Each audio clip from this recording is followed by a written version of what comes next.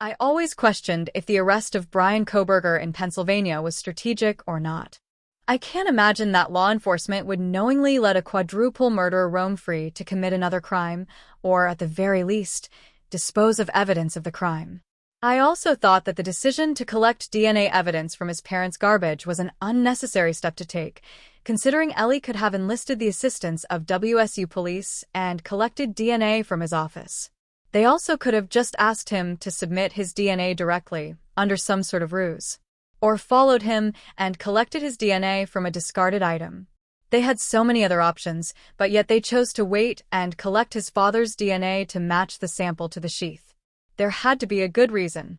Considering the current issues being discussed in recent court hearings, I had a hunch that the reason for arresting Brian in Pennsylvania was because of DNA collection statutes.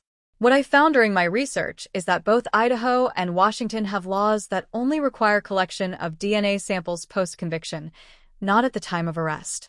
But when a defendant from another state is transferred to their custody, they require it at the time of extradition. Pennsylvania takes a DNA sample from felony arrestees as part of the initial intake process. I'm not a lawyer, obviously, but I wonder if this is part of the reason he was not arrested until he was in Pennsylvania. This is a post by Tiffany Roy, a forensic DNA expert.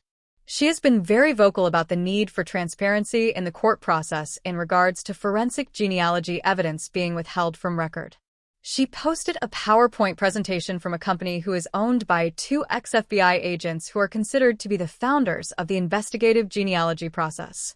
Both men left the FBI and started this company, which streamlines the genetic genealogy technique by using artificial intelligence. This is a presentation for law enforcement that encourages non-disclosure of IGG techniques during the judicial process. Our tax dollars are being used to teach law enforcement to conceal and lie to the public above all costs just to obtain a conviction.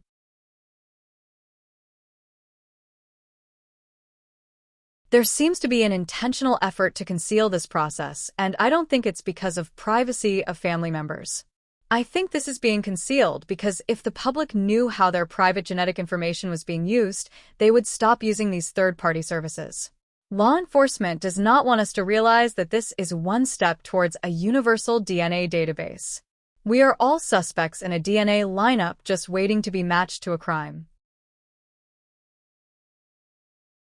That was sealed. One of the reasons, a lot of times there's some people who think that it's a good idea if the prosecution isn't ready, they're behind the eight ball. I don't believe that. I think with the resources that the government has, you almost always need to take a breath, take a beat, do the investigation, investigate all of the other things. And I will tell you, there are some rumblings around. I don't know if you saw the other day, there was a search warrant that was sealed.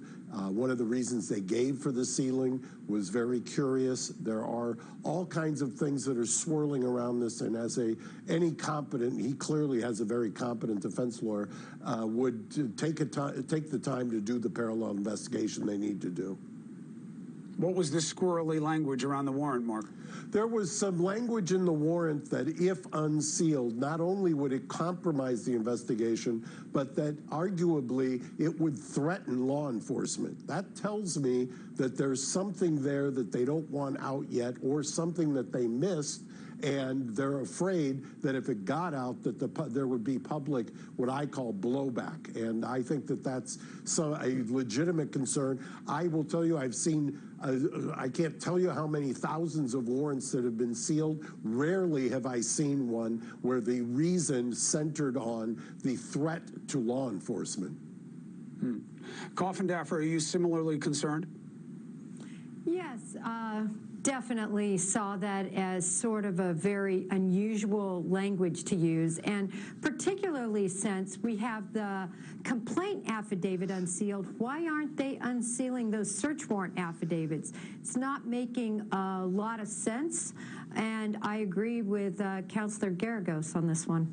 Yeah, I'll tell you, there's a suspicion that when they said, we talked about when the police came out and they said, this is the guy, we're 100% certain, there's nobody else that's going to be arrested.